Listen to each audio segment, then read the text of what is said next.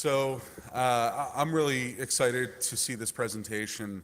You know, this is discussing distributed mesh infrastructures with all of the tumult and turmoil that we've seen around the world. One thing that we know is that the network needs to be resilient, and finding new ways to interconnect people, aside from what we just think about of fiber, is critical. And so I'd like Sasha and I guess Josh King to come up here and present on this. Thank you.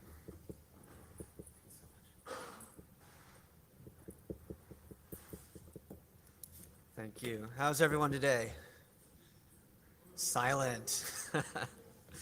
Seriously, thank you all for coming out here. I'm actually used to speaking in DC to a bunch of Hill folks and White House people and State Department people, and I'm used to being kind of the geekiest person in the room, and now I feel like sort of like a Lilliputian nerd compared to the knowledge and expertise that's here.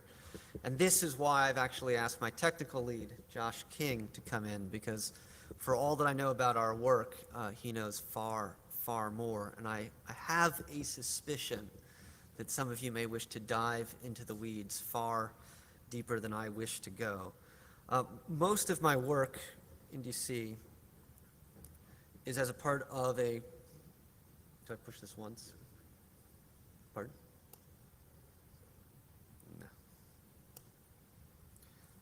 And you can see I just go next to technology and it breaks. So I work at a think tank called the New America Foundation, where I'm vice president there. It's about 150 people, and about 50 of us are part of the Open Technology Institute, which I run. And you have to imagine a place, DC is completely swarmed. It's overrun by lawyers. And more importantly, it's overrun by lawyers that wish to play technologists. And so if you're wondering, like, why do they keep making these crazy decisions in DC? It's because honestly, most of the time they have no idea what they're talking about when it comes to tech policy. And so into that space, the Open Technology Institute was created 5 years ago with a fairly simple plan, which was to bring technological acumen into discussions where all too little of it existed. You can see our mission statement there. And so we have sort of the traditional think tank arm of our work. This is sort of the wonkery. These are the people making white papers and holding convenings and working with people inside the Beltway on developing policy. These are the people that are going up onto the Hill and banging our heads up against various brick walls for fun. But also, and unlike any other think tank in this area, we have a field operations arm. And the field operations arm are the folks that are out in community deploying networks. Now, the project that we're going to speak about today very much lies at the center of these two areas, plus the tech development, the work that we do in-house to actually build open technologies of various sorts. And we have sort of two big research development tech projects. One is called Measurement Lab, which is available at measurementlab.net. And this is another network measurement platform that I founded with Vint Cerf back in 2009, I guess it would be. And we just actually surpassed about 700 terabytes of data, all licensed under a Creative Commons 0 license, so anyone can use it. And I, for one, am definitely going to pick up an Atlas probe and plug it in at the office and see if there's other ways that we might collaborate, because I see this all as a mechanism to inform key policymakers with empirical data, which is a very radical notion in a lot of the circles that I work. But I'm not going to talk about Measurement Lab today, because in fact what we're going to be talking about is commotion. And commotion began in essence about 13 years ago in my living room, where in my utter technical naivete, I invited a bunch of local hackers and system administrators and super geeks while I was living in Urbana-Champaign over for homebrew and pizza. and thought this was going to be a summer project to develop some sort of distributed ad hoc mesh system that we could all build over a large geographic area. Well, as you can imagine, it's now 13 years later. We're still building it, but it has in fact grown, far outpacing the size and scale of my living room, and now has a global R&D capacity. And whereas we began this project looking at it through the lens of how do we bring affordable connectivity to those that are under or unserved, and this would have been prior to the new millennia that we were beginning this.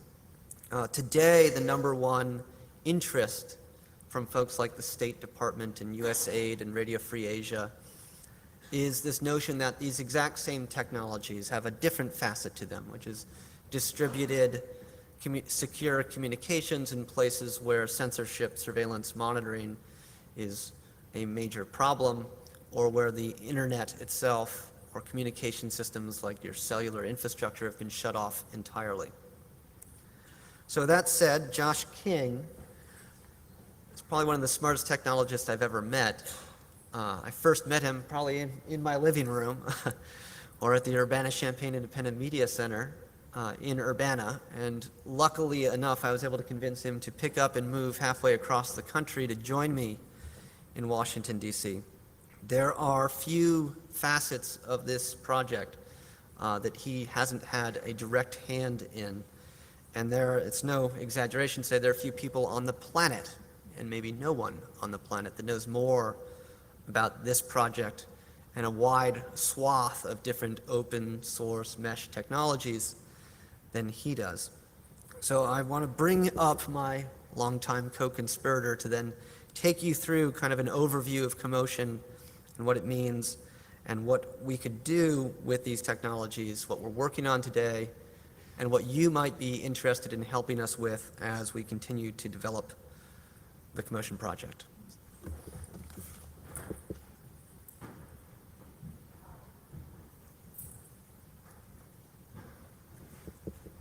Right. Hi. Presentation tag team style. It's actually the back of a pickup truck, I think. Yeah. So the Commotion Wireless project is something that that's based on a lot of work that we've been doing for years in the community wireless networking and open source mesh wireless networking space, and sort of building on a lot of the technologies that we've worked with a bunch of other developers on over the last few years. And where I see the really valuable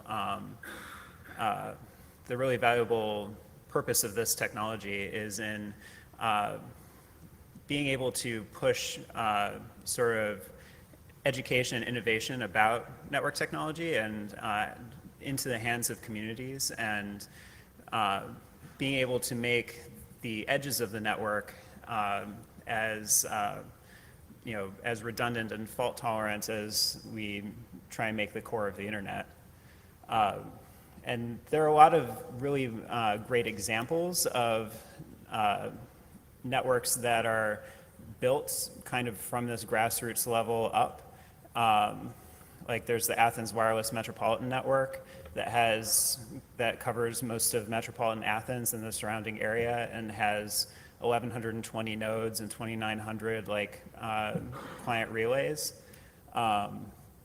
Or GuiFiNet in Barcelona that has 31,000 nodes and 36,000 kilometers of links. Obviously, I got tired of drawing dots and lines long before I got to 31,000. But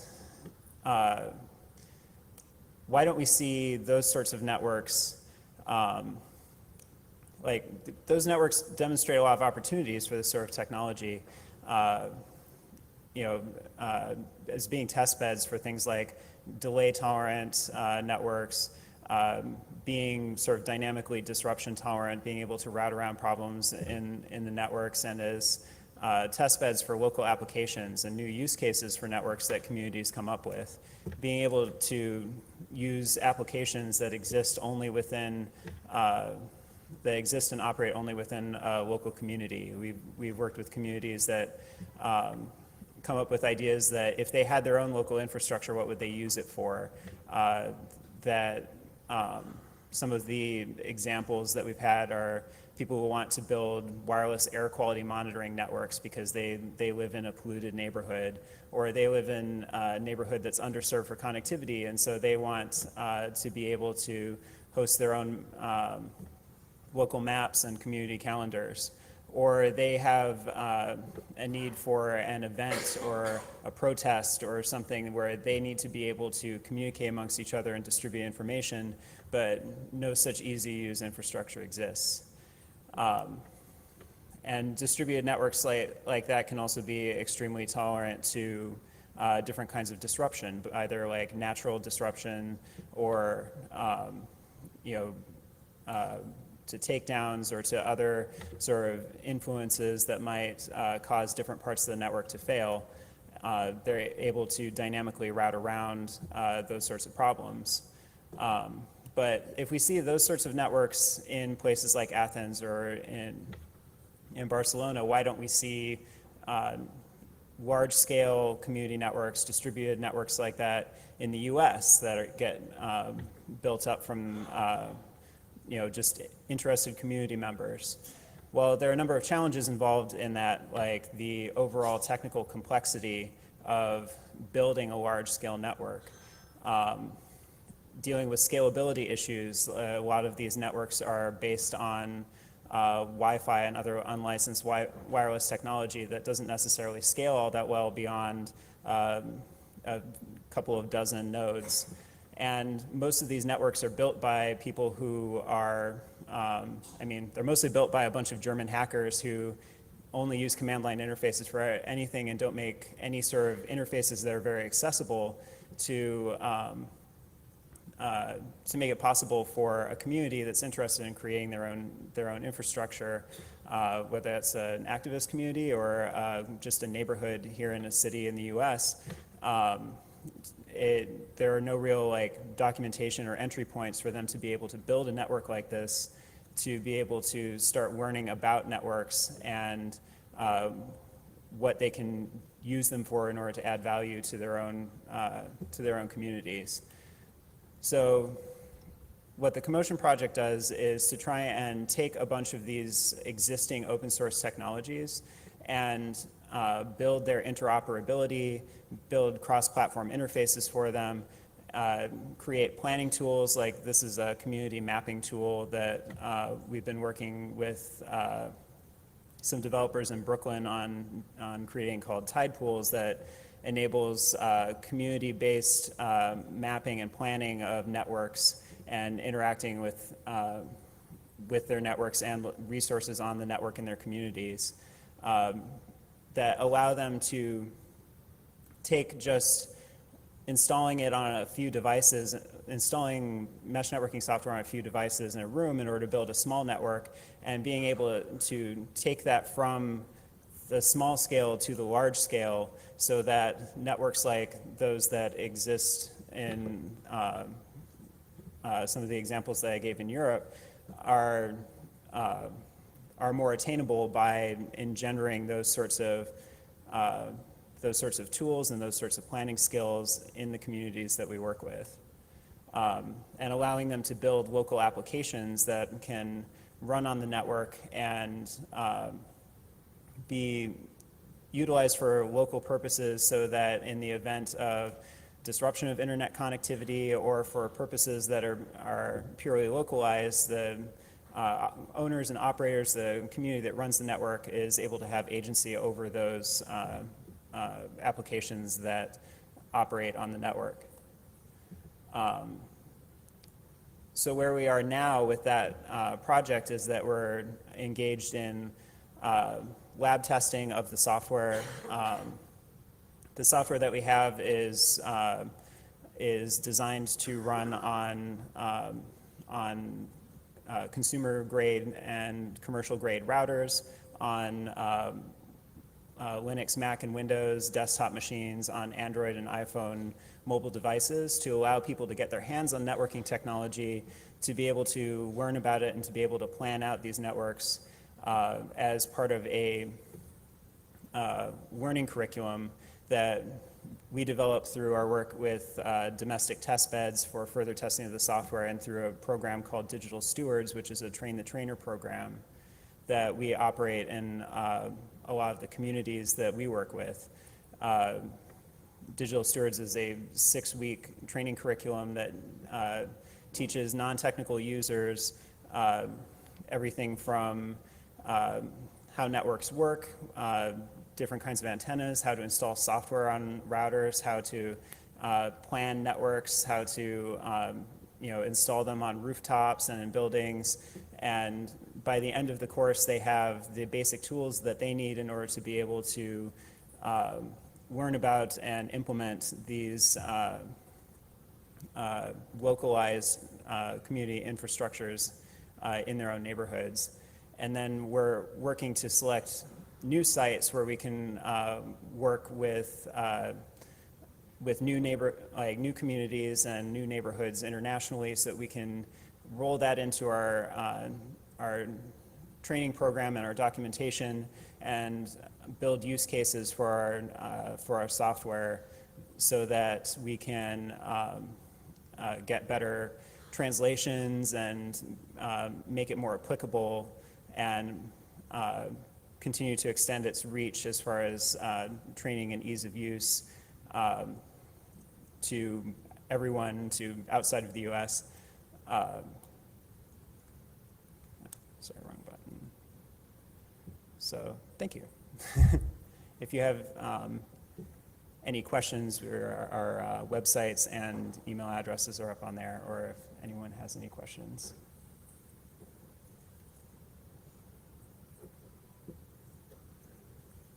Are there any questions? No?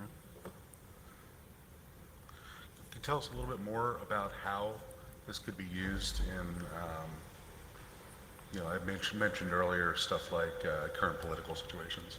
Mm-hmm. Well, one of the things that we're working on is sort of making this a useful platform for people to be able to build out their networks for internet connectivity and local communication, so that in the eventuality that that in a political like an Arab Spring kind of situation or something like that, where network connectivity gets shut off, that infrastructure is already in place and allows people to communicate locally, even if traditional means of access to the internet aren't available. And also to be able to make it easy to use things like mobile devices to create sort of smaller ephemeral networks, so that just being able to pass messages and photos and things like that in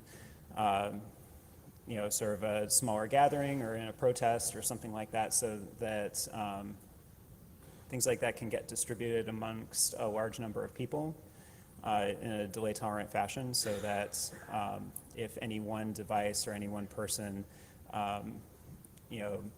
loses or gets confiscated their device, that their communications, their pictures and media can get distributed anyway. I'll just add to that after Hurricane Sandy, when all communications was out in the neighborhood where we had one of our test beds, that then became the mechanism, the way in which people were able to communicate locally. And so we accidentally, if you will, had sort of a real world test case of the disaster scenario where this kind of distributed mesh could exist and be useful to local community members. We obviously, the State Department's support that we've received is specifically focused on what happens in, say, in Egypt too, where the main infrastructure, the main internet connectivity or cellular infrastructure is turned off. Is there a mechanism that one can use in order to enable people to communicate in a distributed manner locally and continue to swap information, swap media, etc.? I guess just last Friday, if you go to our website, we're talking about sort of what I will call the BART scenario, whereby we were testing interconnection amongst devices on a subway train that did not have any internet connectivity to see if it was possible in that kind of environment to have communications in a distributed manner. And you'll have to go to our website to see what we found out. But those kinds of use cases abroad and domestically are exactly what these kinds of technologies are incredibly useful for. Keith Mitchell, DNSOARC. I think the objectives of your project are commendable, and it's great to see the progress on it. I am, however, very concerned about your IP addressing architecture. Is my understanding correct that you are reusing IPv4 address space that has already been assigned elsewhere on the internet? Yeah, that is the case. But we're working to change that. So the reason for that is that at its outset, when I started developing the firmware that would become one part of the Commotion project, was that we had a need from one of the communities that we were working in to be backwards compatible with an open source mesh routing firmware called Robin. And that was the routing scheme that the Robin firmware used. And so that's what we ended up using, not the routing scheme, sorry, the addressing scheme that the Robin firmware used. And so that was what we ended up with as a default. My understanding is that the reasoning behind that on the part of the Robin community was that at some time those addresses may have been sparsely utilized. I don't know if that's actually like a valid reasoning, but it's something that we're actively working to change, and it didn't make it into our most recent release to change that as the default addressing scheme, but we'll make it into our next point release to move to private addressing space. We'd like to move in the direction of using all IPv6 on the backhaul of the network. It's going to require some additional testing just because we are aiming, like one of our mandates is to support so many different operating system platforms that it's a lot of different networking stacks and a lot of different software to test to ensure that it's compatible with IPv6. But at the very least, we're moving in the direction of changing to like all private address space for the next point release. Because yes, there is a problem. Okay, thank you. Hey, Chris Grundeman. I noticed on the challenges slide, cost wasn't one of the things that was listed, and I wondered if you can tell us like the examples in the European cities, how are they funded? How do these things come about? They actually come about in a bunch of different ways depending on the network. So it's really interesting. A lot of the different networks have extremely different models of organization and extremely different models of funding. And I say organization both from a standpoint of people and from the standpoint of like how the network itself is managed. For instance, the network, the Athens network is almost entirely completely ad hoc collective where individual participants all purchase and own their own nodes, and there's a loose sort of like congress of node owners that form broad network policy, but it's largely unmanaged. But there's sort of the network itself, sort of the ethic behind it is to engender a strong sense of personal responsibility behind that, and mostly any uplinks. That network was actually founded before there was cheap available broadband access in Athens. So it was originally founded almost entirely as a local network without any sort of dedicated source of uplinks, and so that wasn't necessarily a requirement for their funding model to fund uplinks to the internet. Now they do have uplinks that I understand are mostly like donated or they're funded through donations. But there are other networks like one that I didn't mention because it's just in one city, and so it would have just ended up being like one big dot. But there's the Funkforia network in Vienna, Austria. It has about 600 nodes that cover most of downtown Vienna and a lot of the surrounding neighborhoods.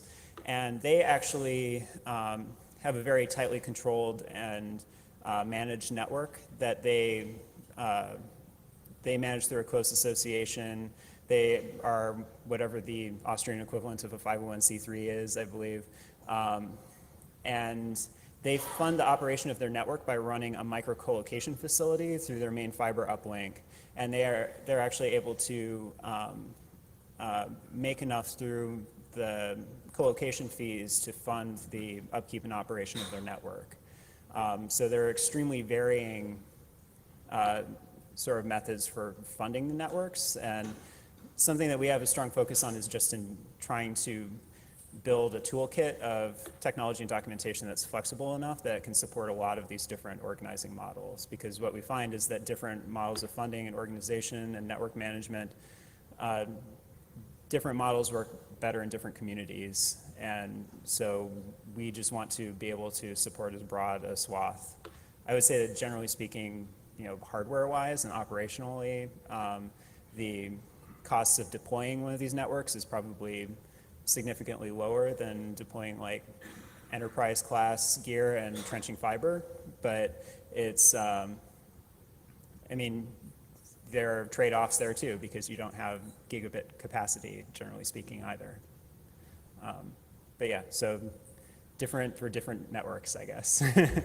Sure, thanks. And then kind of a follow-up question to that. You had like a next step slide that went into, we were working on the software obviously, and then looking at kind of pilot projects to develop the software with, and then the training. Where are you actually at with that? Do you have are there pilot networks in the US that are doing this, and are there people that have been trained, and Yeah. where have you actually gotten on that? So we have pilot networks in Detroit, in Brooklyn, New York, in Washington, D.C.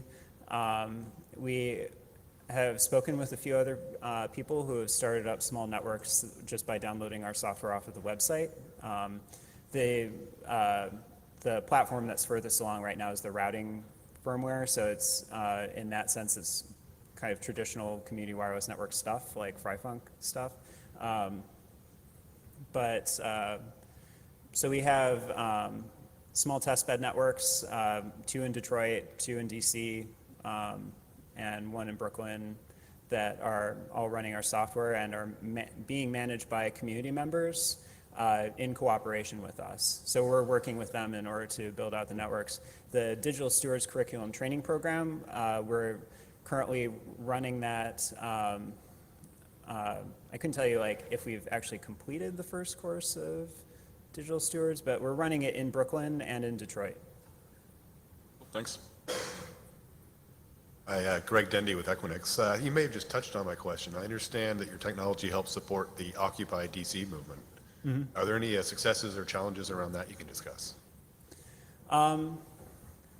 Definitely some challenges. One of a lot of the biggest challenges there were just practical deployment issues, and that was largely around the fact that at that point, I mean, still the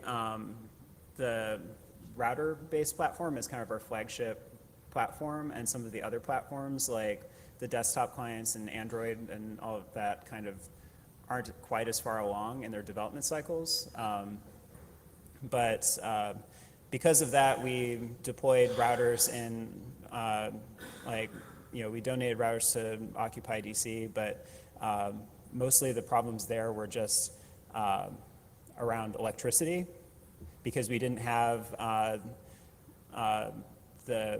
it was kind of a spontaneous thing, and we didn't have batteries and solar panels, and they were plug-in PoE routers that burn a lot of power, and they weren't really designed to. Main problem was that they were running it off of a generator that frequently went down because it ran out of gas, and so the network was just too unreliable for them to really make use of. But we got a lot of good feedback and from people who were able to use the network when it was up, and it shows the need that we need to, since then we've focused more on both the mobile clients and enhancing their capabilities, doing some upstream Android work to support that, and also focusing more on power consumption on solar and battery powered hardware platforms, things like that.